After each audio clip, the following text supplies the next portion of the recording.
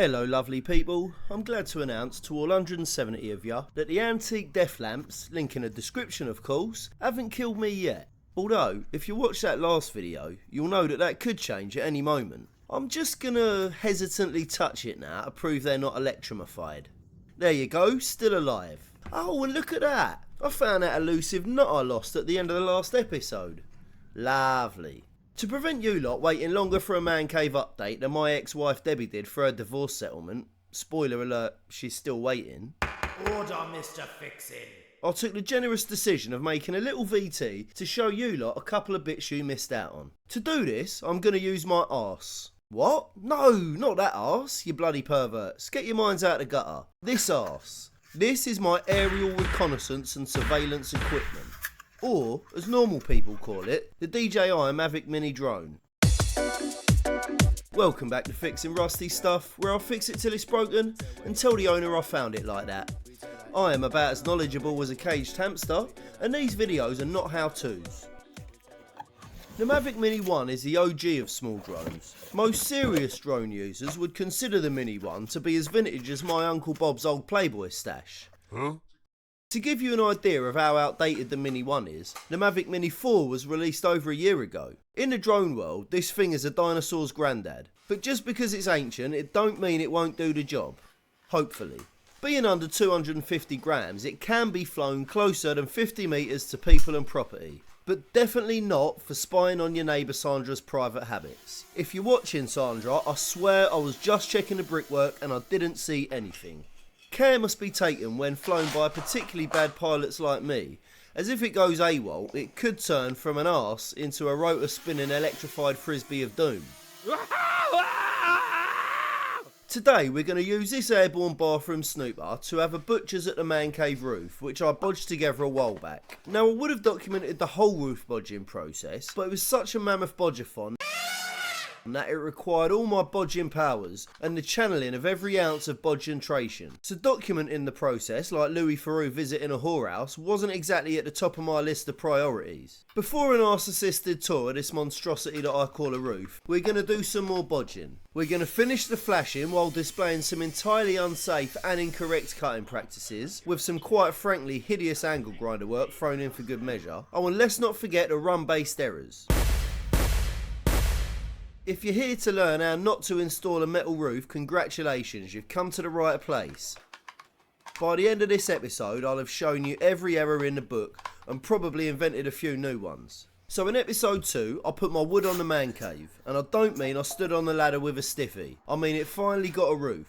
I made sure there was just enough space between two specially selected roof joists for the window. I did this to prevent having to hack through them at a later date like a DIY edition of Leatherface from Texas Chainsaw Massacre. Some call this forward thinking, some call it, that's not how you do it mate, but I call it advanced bodging. I'm not sure of the exact measurements I selected, but I have a feeling it was about 500. But let's not tie ourselves down to a specific number and give it algebraic representation instead, with X being the distance between the window joists. I also slapped on some plywood and wrapped the whole thing in what I like to call roofing condoms. You know, just to bump up its IP rating and stop the other sheds from giving it STDs. Because nothing ruins a good man cave faster than a leaky roof, or shed AIDS. Then, all I had to do was cut a square hole in the plywood for the skylight. Naturally, I bought the cheapest one I could find, 100 quid from Bodge and Quit. The instructions made about as much sense as this man. My dad, he was a tool maker.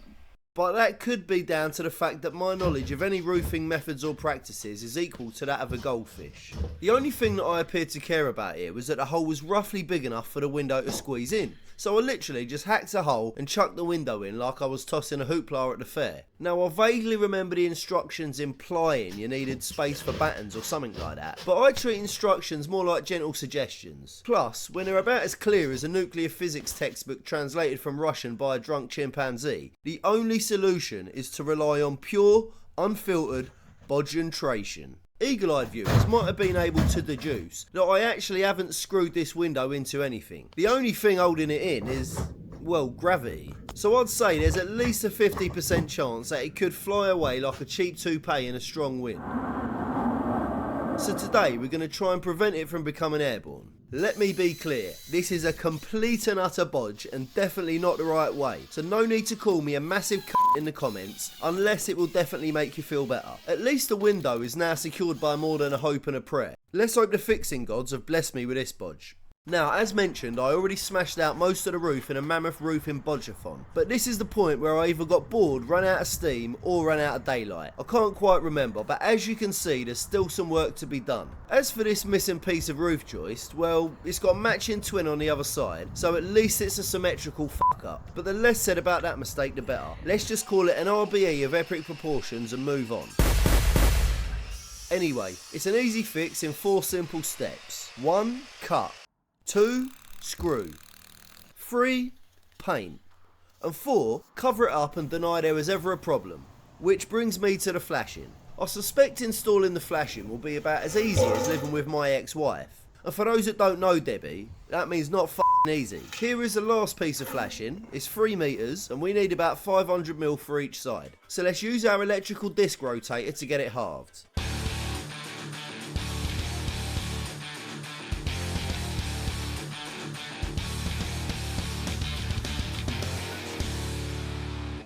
Lovely.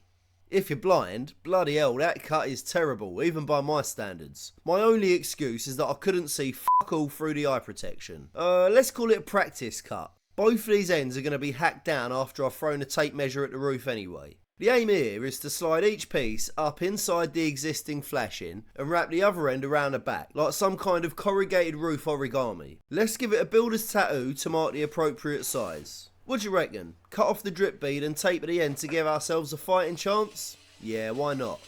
Whoa, hold on. Can you feel that? I feel a montage coming on.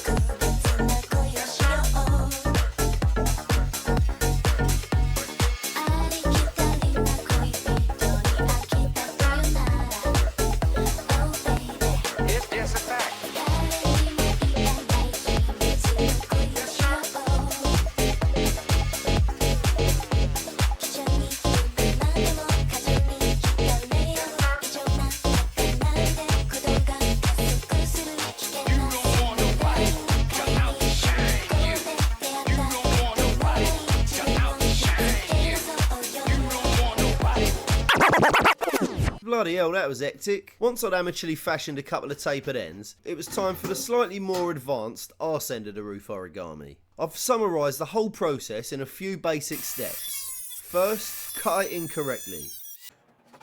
Next, bend it in the least professional or effective method known to mankind. About 30 degrees less than perfect should do it. Then, lie to yourself that somehow it will bend better once installed and continue this denial right up until the last step, which is, finally, after installation, give up on the fantasy and come to the crushing realisation that actually you should have bent it past 90 degrees and let the roof push it back into position. Well, there's only one way to legitimise a cock up like this, let's be honest. When in doubt, blame the rum.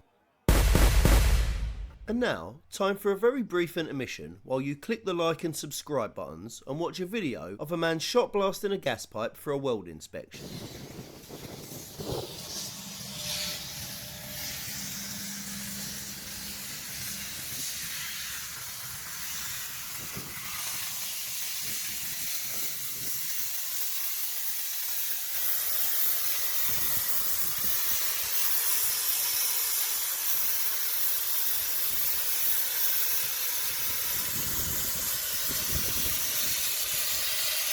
Right, back to the roof bodge. Once you've thrown the flashing at the roof and it's all neatly tucked into the rest of the bodge, you can have lots of fun ripping off the protective plastic as a reward for all that hard bodge.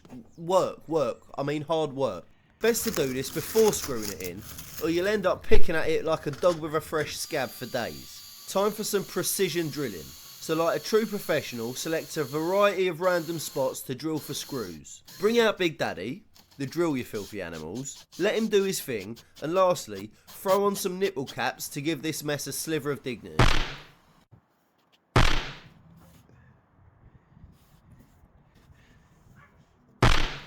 Oh dear, not much dignity in these corners though, is there? They look dog shit. Not only is the corner bend looser than my ex-wife on a Friday night, but the grinder, I mean the electrical disc rotator, slipped and left a permanent scar as a bad tattoo. Lastly, I forgot to file this jagged edge down, so that's a solid hat trick of RBEs. 3 RBEs in one, that's a record. Okay, last bit, the arse end of the shed. Need to cover it with some ink, but I've only got leftovers to work with. About 1.6 metres of right angle flashing. If I cut that piece down the spine, the hard way as I couldn't get the grinder in on the inside, I'll have 2 flat strips. I can then bend them into an L shape and overlap them at the back. So here we have the custom leftover flashing bodged for the roof arse. Big Daddy and I secured it with an unnecessary amount of screws. I thought it was too many, but Big Daddy wanted to keep on going. I also threw on the nipple caps for good measure. The end result? Well, let's just say improvement needed.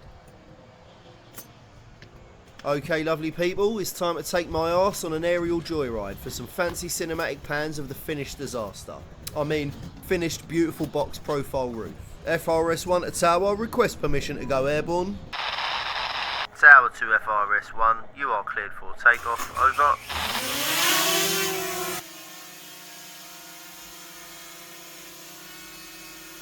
And we're off. Okay, so let's jump up high and do a circle of the roof before we go in for a deeper inspection.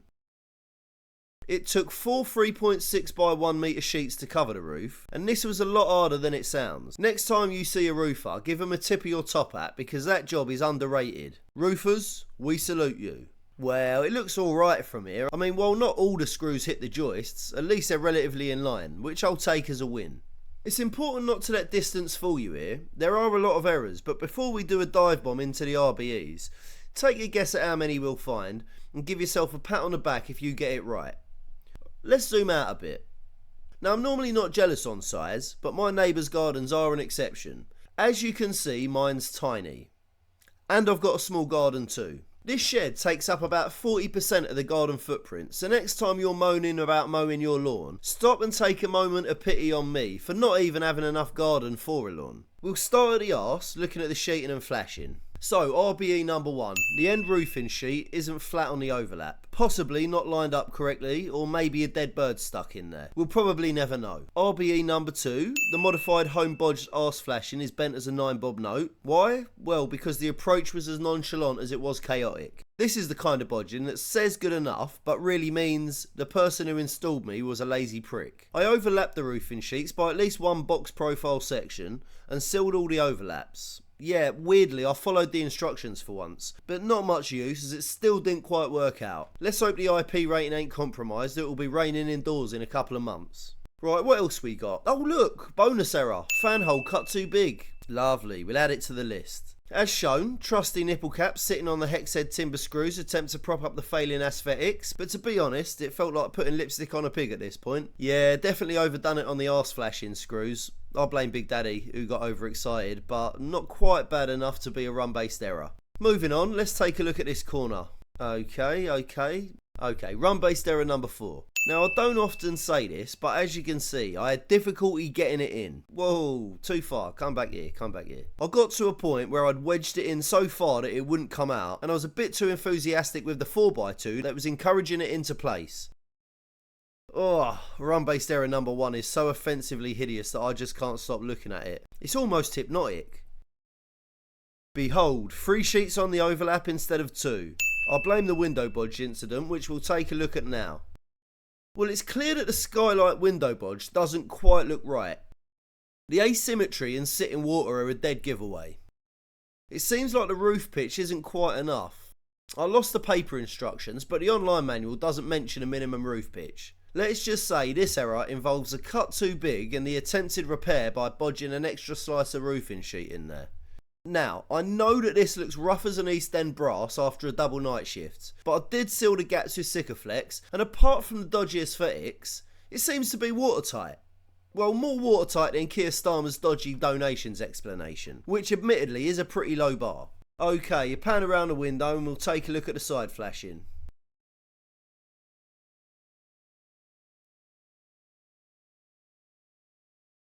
Yeah, nothing too horrifying here. Let's move on to the front. Okay, some of the protective plastic got caught in the joins of the front flashing, as I didn't remove it beforehand. Let's mark that down as RBE number 6. RBE number 7 will haunt my dreams for eternity. The drill slipped not once but twice and left this permanent scar in a very noticeable place. It's like having a face tattoo for a shed. Hideous. And then there's this bulge. Yeah, I probably should have been generous enough to furnish the front piece of flashing with another screw, as it seems to be about 3 months pregnant. But it's secure enough, and let's face it, the aesthetics are fucked anyway. Straight into RBE number 8, which are these 2 screws sitting right next to each other like awkward roommates. Don't ask, but basically, 2 wrongs don't make a right is the moral of this story. I'd say that's about it for the roof. When you get up close and personal, it's less a beautiful work of art and more an abstract sculpture created by a blind man. Luckily, from ground level, you can only see half the errors, so I'll treat the obvious ones with the contempt and regret they deserve, pretend the ones I can't see don't exist, and just hope they don't turn my man cave into my garden pond. So let's bring FRS 1 home and summarise. So my arse found a whopping 8 rum-based errors. Add that to the 3 from the arse flashing earlier, and the stubborn screw that hates joists, and we have 12. So if 12 was your lucky number, ladies and gentlemen, you'd be wrong, because there was also a little arse error. And I don't mean that I shat myself. Although admittedly that does happen from time to time after a particularly bad bodge. I mean I crashed the drone. Here's the proof.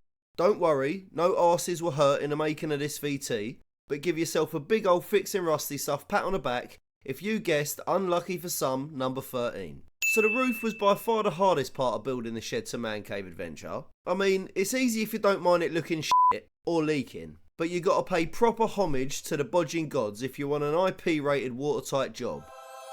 The total cost of the roof was 430.97 of the King's finest English pounds, but I'll probably save myself triple that by doing it myself. And with results like this atrocity, who wouldn't? That's all we got this week, lovely people. If you found that in the slightest bit entertaining, nipple cap that like button, get airborne with your subscription button, share it with your favourite bathroom snooper, and stay tuned for the next instalment of Fixin Rusty Stuff.